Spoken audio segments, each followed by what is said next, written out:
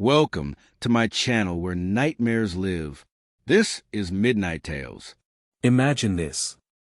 You are a rideshare driver on a rainy night. A hooded passenger climbs into your back seat. They never speak. And in the rearview mirror, there is no reflection. Every mile you drive, the silence grows heavier, until you realize the GPS is not taking them somewhere. It is taking you home. What happens when the silent passenger finally arrives? Stay with me, this story will haunt you long after the ride ends. The rain fell in heavy sheets, blurring the glow of the streetlights. Inside the car, the heater hummed, but the air felt strangely cold. A notification buzzed. A new passenger request. Pickup location, an empty stretch of road by the old railway bridge. The driver slowed, headlights sweeping over the cracked pavement. A figure stood waiting. Tall. Motionless. Head lowered beneath a dripping hood. The driver unlocked the doors. The passenger slid into the back seat without a word. The air seemed to thicken. The driver glanced into the rearview mirror to greet them. But the seat appeared empty. Confusion sparked in his chest. He turned his head slightly. The hooded figure was there. Still. Silent. Watching. His throat tightened. He forced a shaky smile. "Where to?" he asked. The passenger did not answer. Only the faint sound of water dripping from wet clothes filled the car. The GPS suddenly flickered to life, mapping a route on its own. A long, winding road into the woods. The driver's hands trembled on the steering wheel. Every few seconds, his eyes darted back to the mirror. Each time, the back seat was empty. Yet every shift of the car's weight, every bump in the road. He could feel the presence behind him. Breathing. Watching. Waiting. The windshield wipers scraped back and forth, their rhythm sharp against the silence.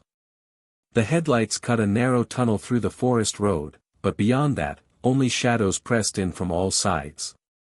The driver's pulse thudded louder with each passing second. His eyes flicked to the rearview mirror again. Empty.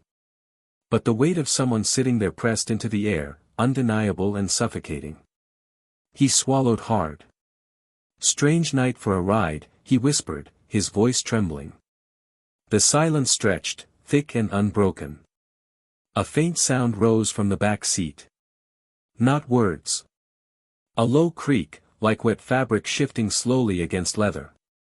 He tightened his grip on the steering wheel. Where are we going?" he asked. The GPS beeped, rerouting without him touching it.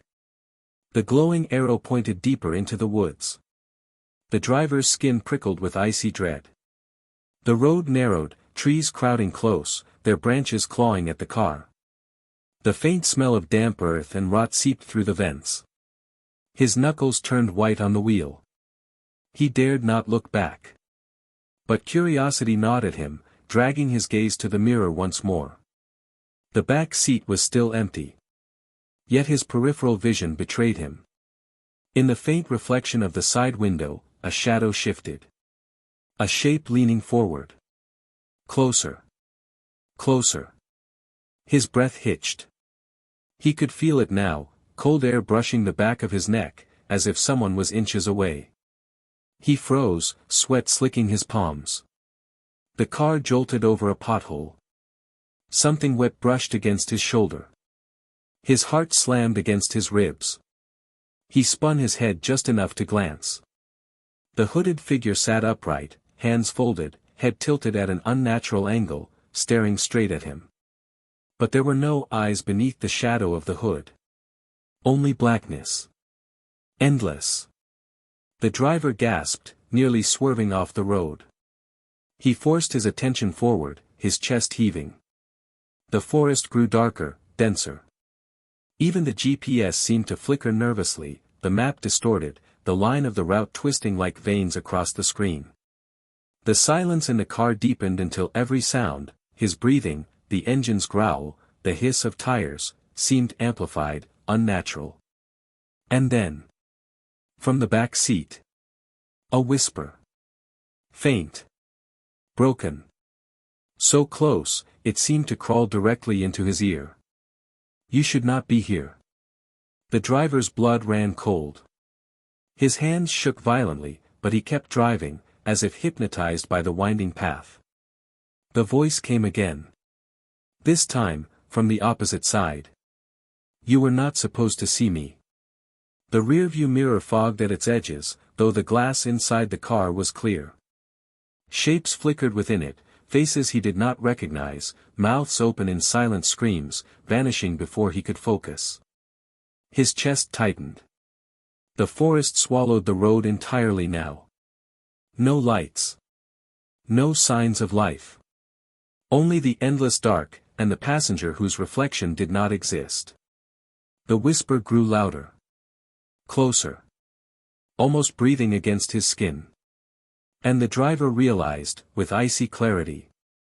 The passenger was no longer sitting in the back seat. The driver's throat constricted as if an invisible hand pressed against it.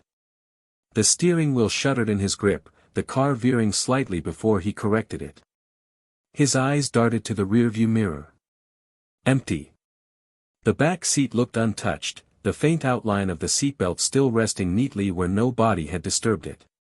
But he felt the breath. Slow. Cold. Curling against his ear. His chest convulsed with a sharp inhale. He did not dare look to his right.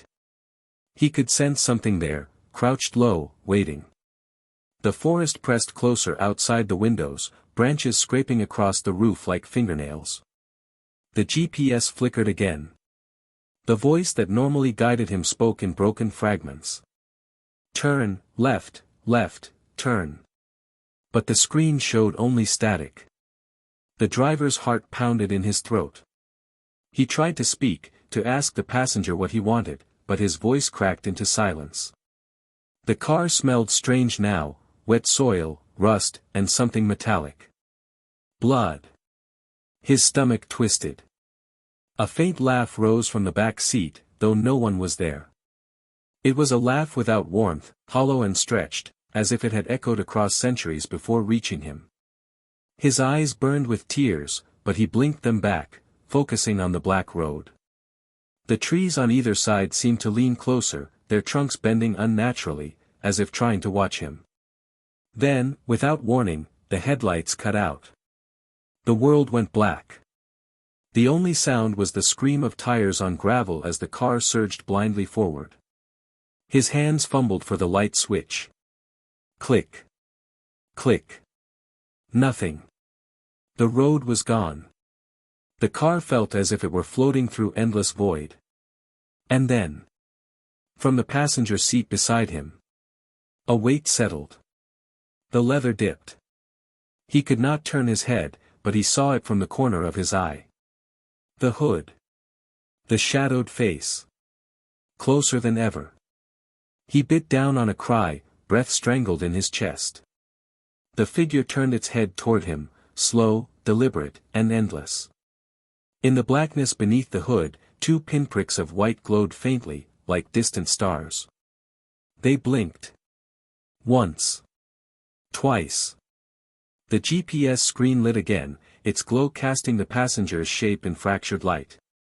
The route no longer showed a road.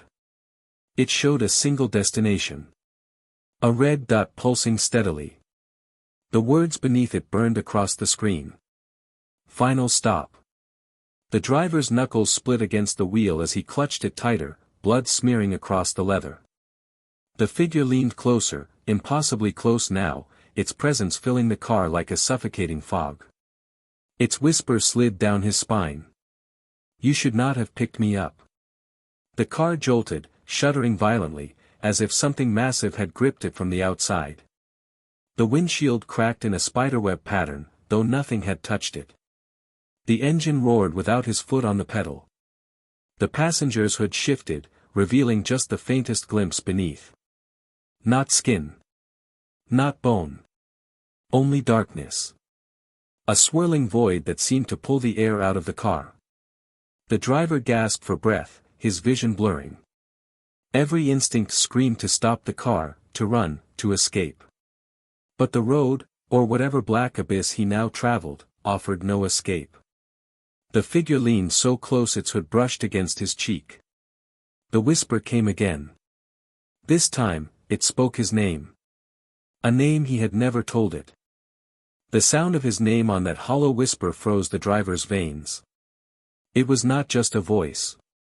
It was layered. Thousands of voices stacked together, each one broken, gasping, pleading. All of them calling his name. He gripped the steering wheel until his nails cut into his palms. The car rattled, engine growling as if it strained against invisible chains. The red dot on the GPS pulsed brighter. Final stop. The words bled across the screen, warping, dripping like fresh paint. The driver's throat was dry, but a broken whisper escaped him. How do you know my name? The hooded figure tilted its head. Slowly. Deliberately. In the rearview mirror, the glass fogged and blackened, drowning his reflection until only the figure's silhouette remained. Closer. Closer. Its hood filled the mirror entirely, swallowing all light. The driver's breath hitched, chest burning. The car's interior felt smaller, tighter, as though the space itself was collapsing inward. The whispers surged again, louder now, pressing against his eardrums until he winced. You are not the first, they hissed. You will not be the last. A chill swept over him, sinking through flesh, reaching bone. The air smelled of damp earth, graves torn open in the rain. The road outside dissolved into shadow, no lines, no trees, only emptiness stretching forever. Yet the car moved. Pulled by something unseen.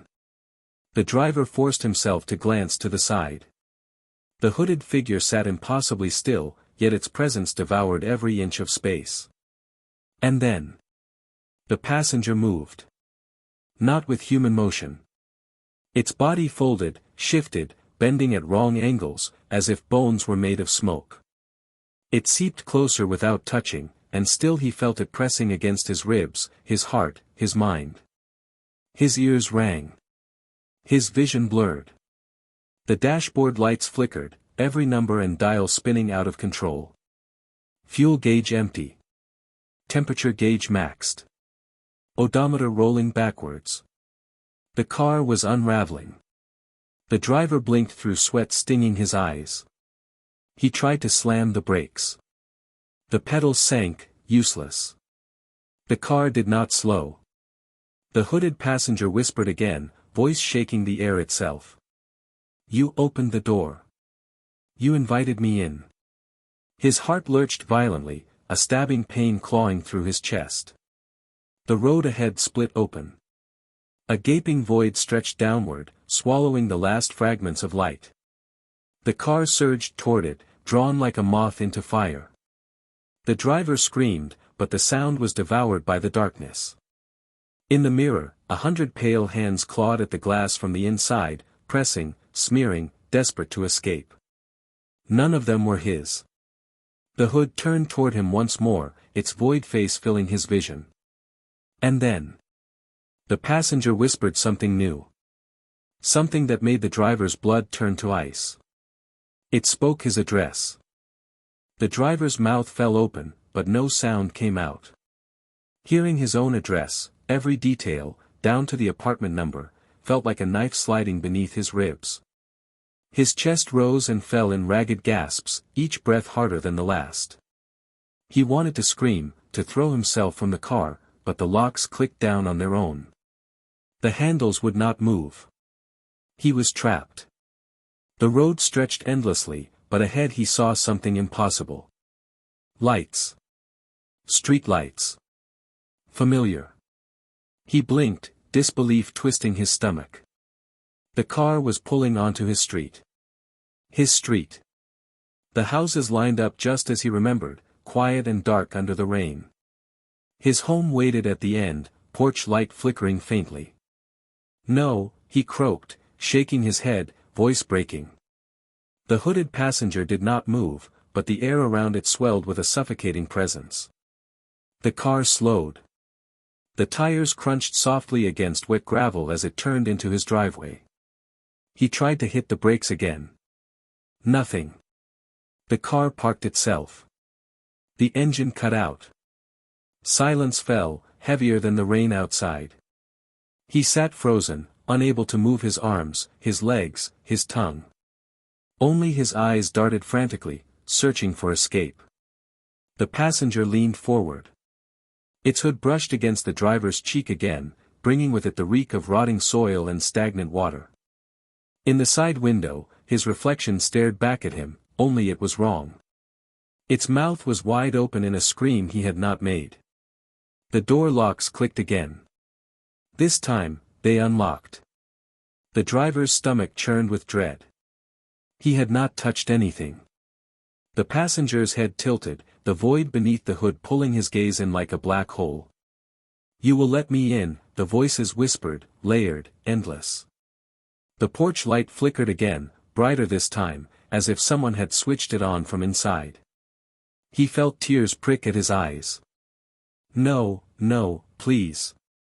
The figure's hands, long, pale, and wet, as if pulled from deep water, unfolded from the darkness of the cloak. They pressed gently against the back of his seat. Pushing. Inviting. Forcing him toward the door. The GPS screen came alive once more. Words scrawled across it in jagged, blood-red letters. Passenger dropped off. The car door latch lifted with a sharp click. The rain outside slowed, as if the world itself held its breath. And the driver realized with bone-deep terror. It was not him who had brought the passenger home. It was the passenger who had brought him. The driver's body refused to obey him. His hand moved to the door handle, though his mind screamed to stop. The rain drummed softly, steadily, like a funeral march. The hooded figure did not push anymore. It did not need to. He stepped out into the night. The porch light burned brighter, bathing the wet concrete steps in a pale yellow glow. His home stood silent, every window dark, yet he felt eyes watching from within. The car behind him idled quietly, though the engine was off. He turned his head.